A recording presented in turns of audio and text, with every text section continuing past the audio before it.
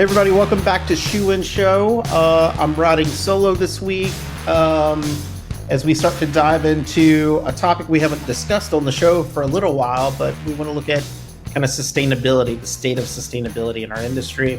And what kind of is really driving that today is where companies are looking at regulations. So we want to bring in our partners from Lenzing.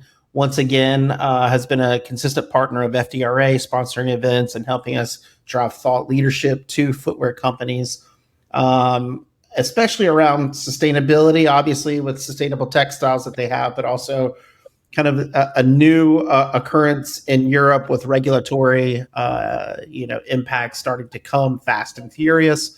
So I want to invite on the show today, and I'm really glad that she's on with us, is Dr. Danijela, if I get the name right, Cafuta Korn. So hopefully I was close. But Danijela is she's sustainability manager at Lenzing. She has her PhD, so she's obviously way smarter than I am. So that's why she's here today. But as we get into this, Danijela, for the listeners who aren't as deep in the weeds of policymaking, but probably should be, what are you tracking and watching people be really aware of what's happening in Brussels, the European Union right now around kind of sustainability regulatory or legislation? Right now, I believe what I'm, observing. Yeah. First, thank you for pronouncing my name in a very American way. It sounds much better than in original Slovenian. Yeah. So thank you for that. I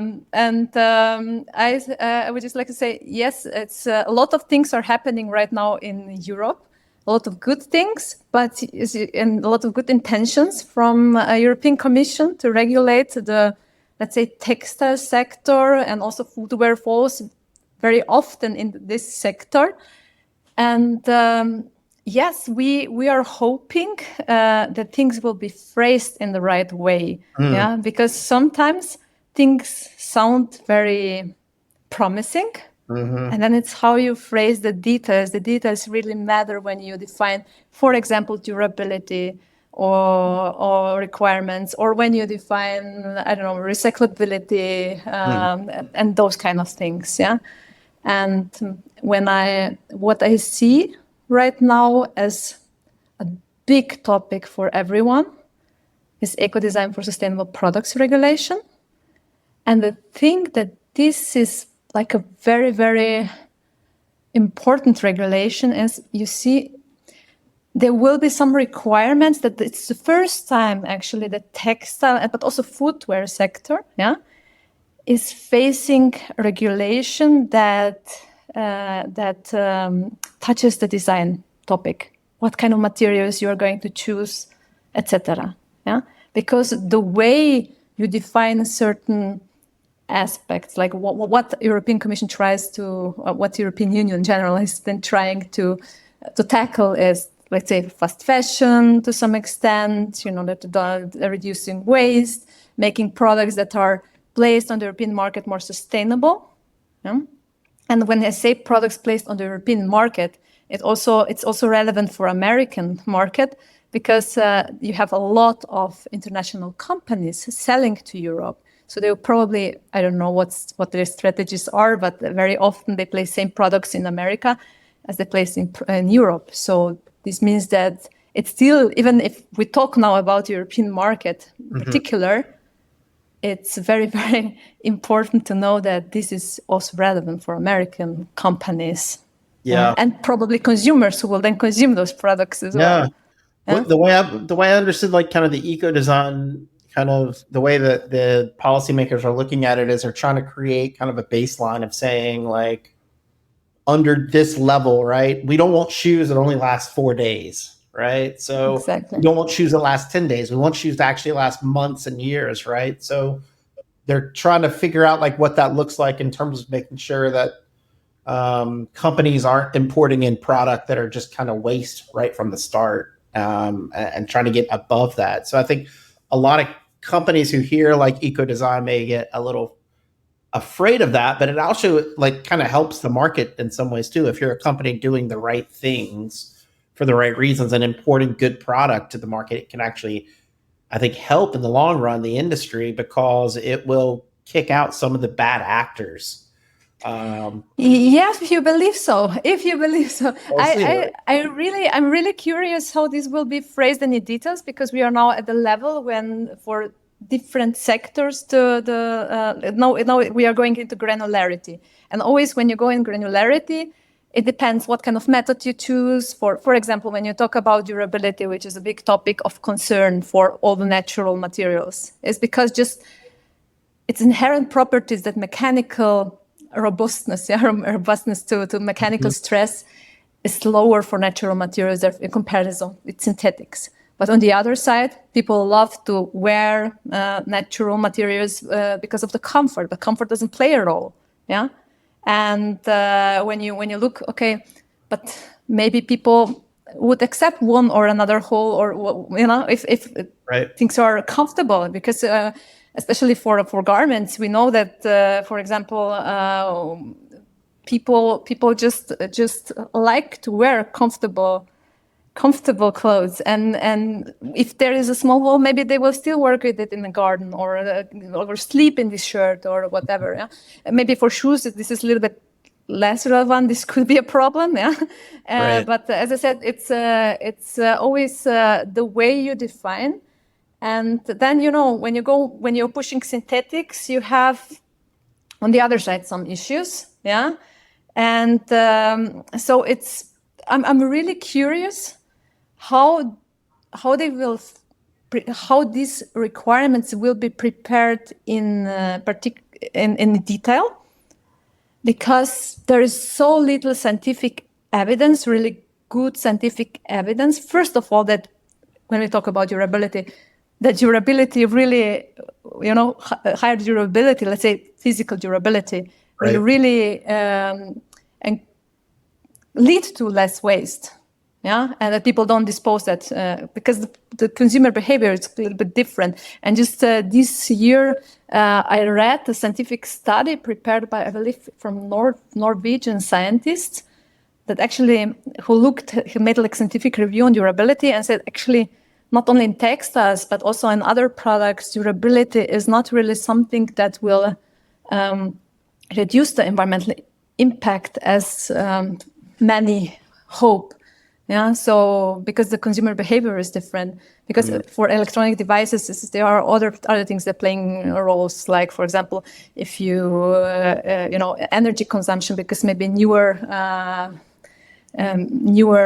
products will be less energy consuming, and those kind of things.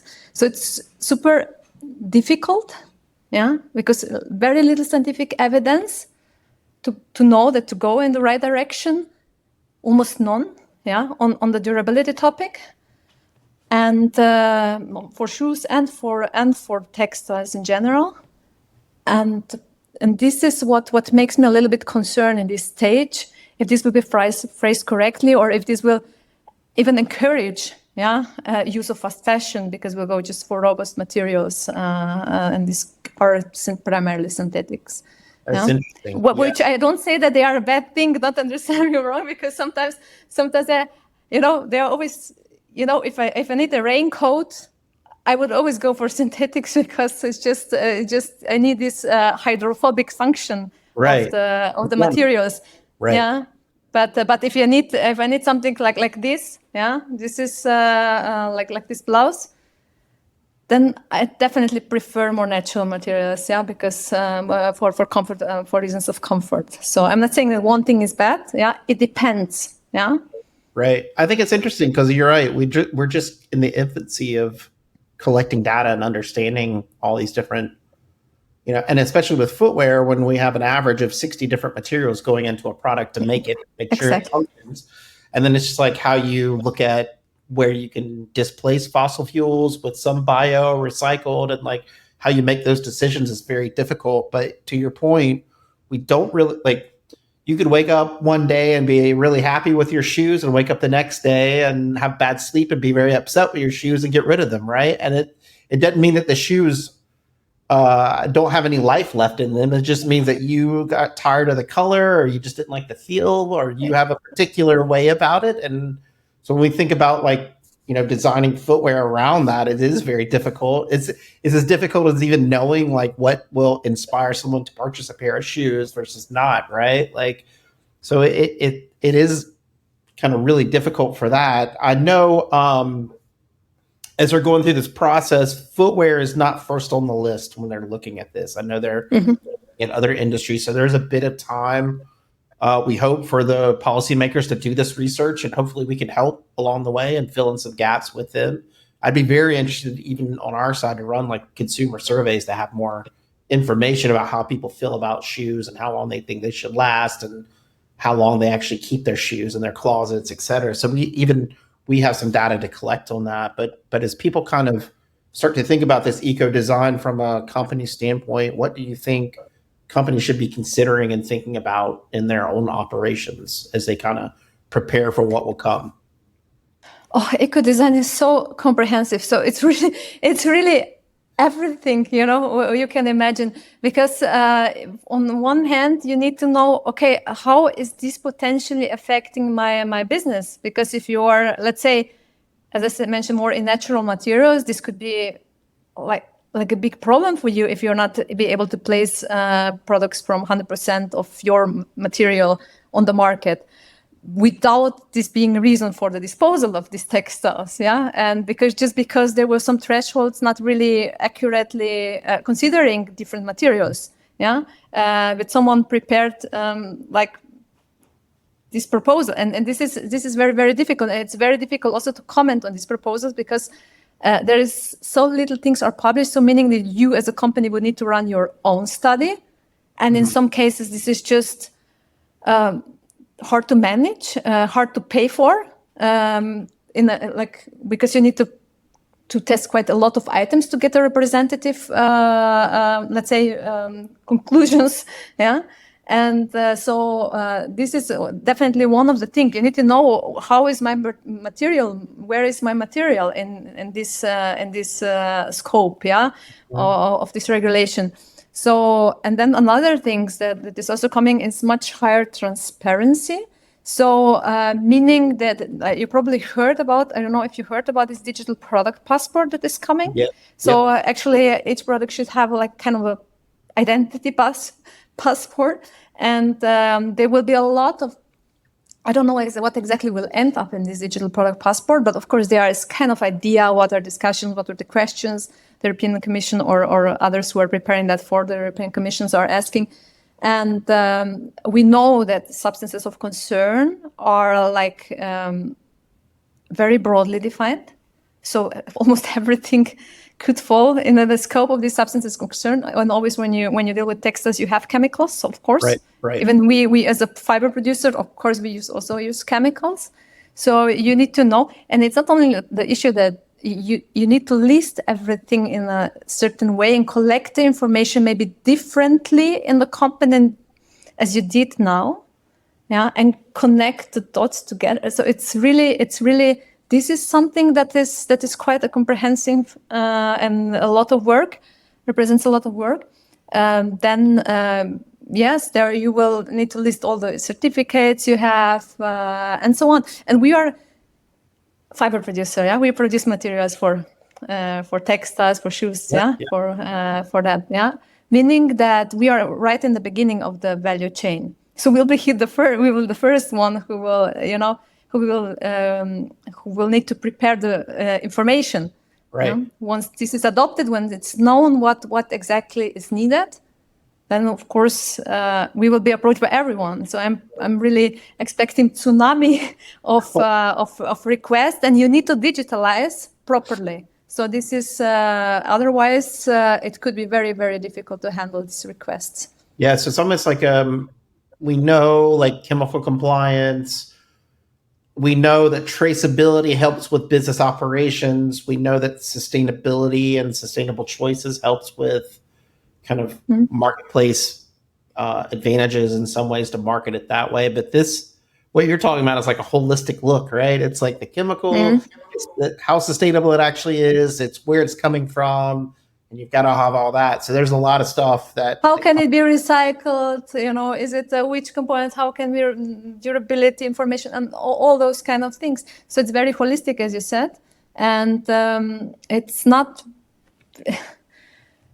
I know it will be a lot of issue because we produce fibers. We don't have so many types, yeah. But if I now imagine what apparel companies or footwear companies need to prepare, because they have, I don't know how many different models of shoes and combinations of materials and so on. It's even more complex. Yeah? Right. So this is, and the question is really what is really needed, yeah, to be sustainable, yeah, and what is not needed, yeah, for this transparency. So it's almost like you need to collect as much data as you can, and then hopefully organize it well enough to start selecting it based on what you have. Another big thing I know that is happening, and it's happening in the U.S. as well, but it's around like waste and responsibility, like who actually is in charge of footwear waste. And I know there's this big topic of extended producer responsibility, EPR. Okay, Where does that stand in Europe? How do you see that kind of reshaping the market, or how footwear companies need to be considering that? Yes, this is coming as well. It hasn't been adopted so far, but it's quite far in the process. So I believe this will happen soon. And then again, we need more details. What that need they need to be more precise, because right now the wording is still very general. And sometimes you don't know what exactly is meant if things are not specific enough, in the legal act. But what we know. Yeah, and what I believe is also the right approach is this polluter pays principle, meaning that if you place a product on the market that is less sustainable, yeah, you need to pay more, yeah, for the disposal of the products. But every producer, and producer in this case is not manufacturer necessarily, but this trader or brand placing the products on the European market, and they will need to, when they place the products on the market, they will need to pay already for their disposal.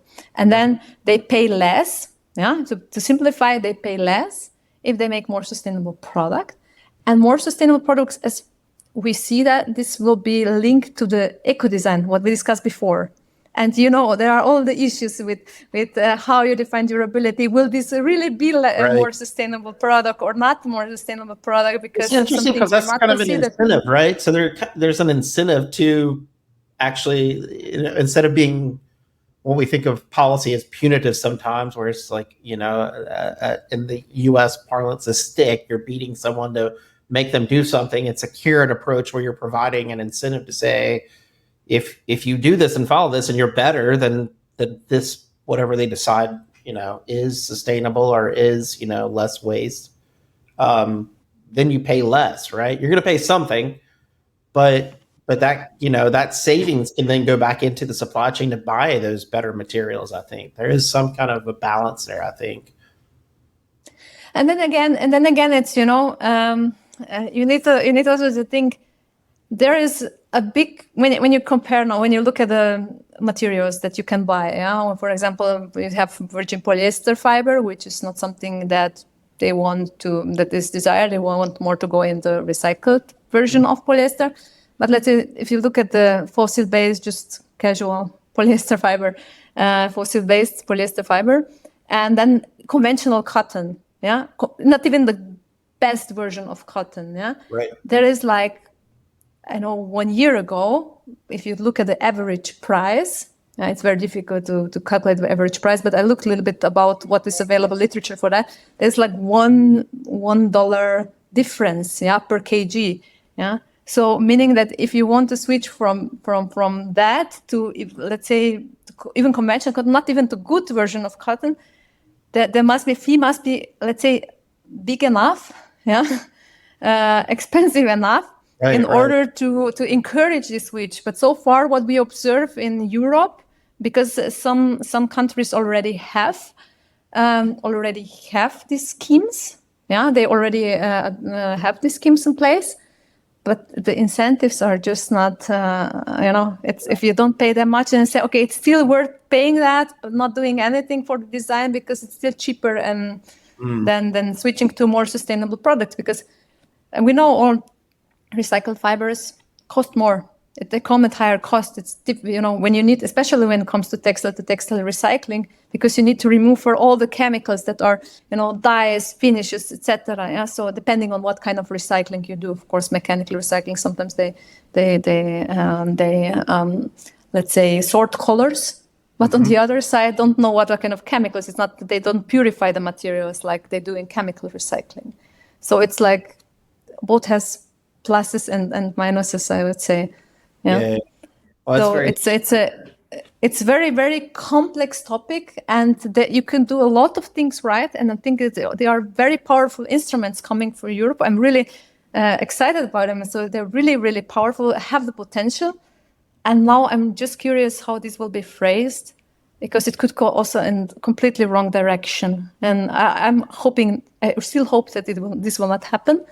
But scientific evidence is still very, very weak to define things like durability or even environmental footprint. There are still some, when you look at the life cycle assessments, some methods are more robust than the others. Yeah, so it's really a challenge, but I hope that they will manage to do at least at least to regulate that makes sense and has a scientific background and enough evidence. Yeah. From you guys have been a sustainable leader. You've been working on innovation. When you talk to your partners, that's got to be a good comfort level that you guys understand this stuff and you're providing materials that will hopefully meet some of these requirements to help them along the way. But also I think the challenges, like in this environment where the economy is a little bit rougher than it used to be and the tariffs are so big. So, what is the conversations like with your partners around this? And then do you think companies are doing enough at this point, or is there which companies? Maybe I think just in general, footwear companies, textile companies that are producing apparel and footwear, are they in tune with this? Do they need a wake up call on some of these things to start to align and move? Where are we at, do you think? Look, the big companies, they have quite big public affairs teams and very, very skilled people also, I need to say. Yeah. The very good communicators who follow what's happening, and they are already preparing for implementation. Where I see a larger issue is for medium or smaller companies. They just don't have the resources. Yeah, even when I say we are 2.6 billion euro, not dollar, company. And I would say and even we don't have a huge public affairs department, and because it's just cannot afford in this case. Right. Yeah, or let's say you could dedicate more, but you need to have a balance with all the other functions that are still needed for the production side. So of course it's always the matter of prioritization. But now in comparison to, let's say, big retailers and apparel and footwear brands, of course we don't have so many people. Yeah.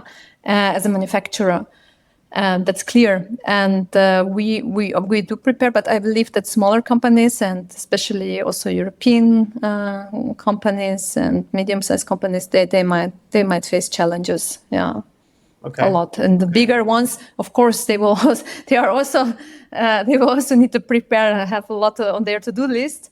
But I believe they are better equipped, they can afford consultancy, etc. So I believe they will be fine.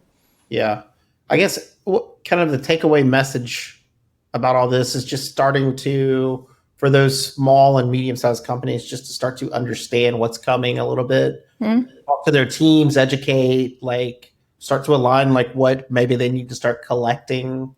And sorting through. Is that kind of where you see it right now, where people need to just be aware and educated and then be ready to start moving in that direction? Yes.